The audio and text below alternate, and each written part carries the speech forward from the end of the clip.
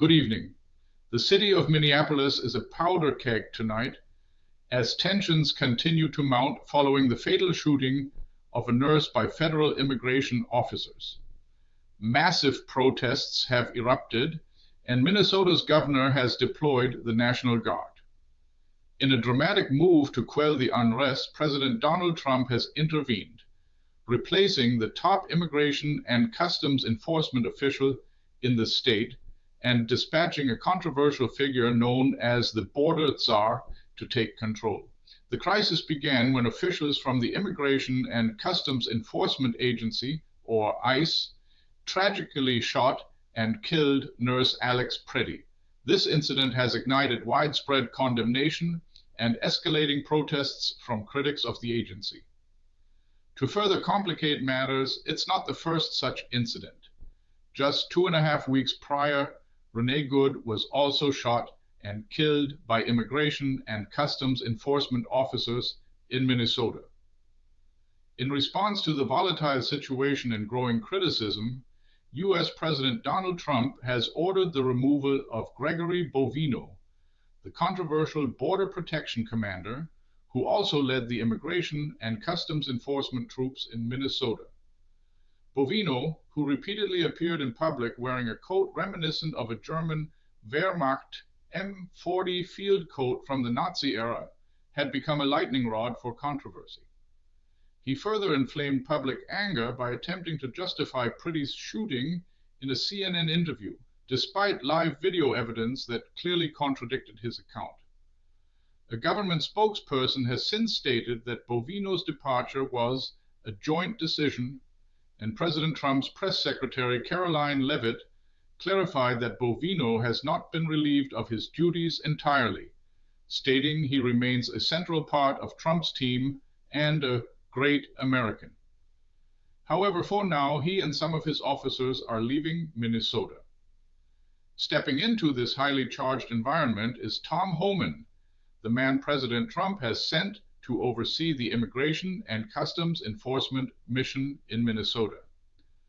Homan, widely known as the Border Tsar, is an equally controversial figure, recognized as a hardliner and a strong supporter of the MAGA movement. His background is extensive. After serving as a police officer in New York, he joined Border Protection in California in 1984, eventually moving to Immigration and Customs Enforcement in 2003. Under President Barack Obama, Homan played a significant role, even increasing deportations to a record high, which earned him the Presidential Rank Award in 2015.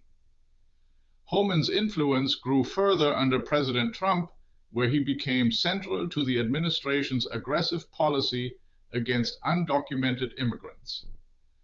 As a temporary director for Immigration and Customs Enforcement, he was responsible for the highly criticized policy of separating children from their parents at the U.S. southern border. Although the U.S. Senate rejected his nomination as Immigration and Customs Enforcement Chief, forcing him into temporary retirement, he later worked on Project 2025, which outlines plans for a potential second Trump administration. During the election campaign, Homan frequently campaigned for Trump, fueling anti-immigrant sentiment. He once warned, "No one is safe. If you are here illegally, you should be on your guard." At the Republican Party convention, he urged undocumented immigrants, "You might as well pack your bags now." While he promised there would be no mass clearances of entire residential areas or concentration camps, the agency under his influence expanded its focus to widespread raids and checks in neighborhoods with high immigrant populations. A recent Immigration and Customs Enforcement memo even authorized warrantless searches of homes. Despite his hardline reputation and enthusiasm for the MAGA project, there's a peculiar hope that Homan's extensive experience might lead to a de-escalation of immigration and customs enforcement tactics. Republican lawmakers and officials within the Department of Homeland Security have reportedly welcomed Homan's deployment to Minnesota with relief. Senate Majority Leader John Thune called Homan's arrival a positive development that could help calm the situation and restore order. President Trump even claimed that Democrats in Minnesota are embracing the change at the top of immigration and customs enforcement. He stated he had a very good conversation with Minneapolis Mayor Jacob Frey and that they appeared to be on a similar wavelength. Trump also asserted that Governor Walz was happy about Homan being sent to his state. However, Homan is not without his vulnerabilities.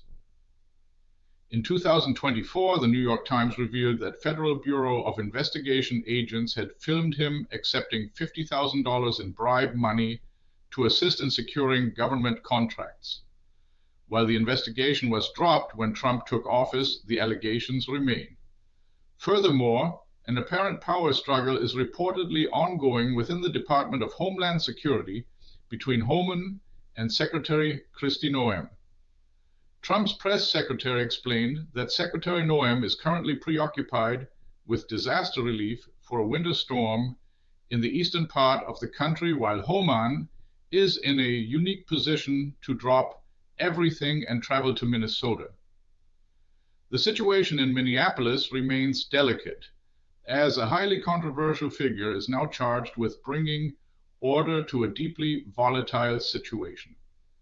Stay tuned for more updates on this developing story. This video was generated using artificial intelligence. Thanks for watching. If you enjoyed this video, don't forget to give it a thumbs up and subscribe to our channel for more updates. See you next time.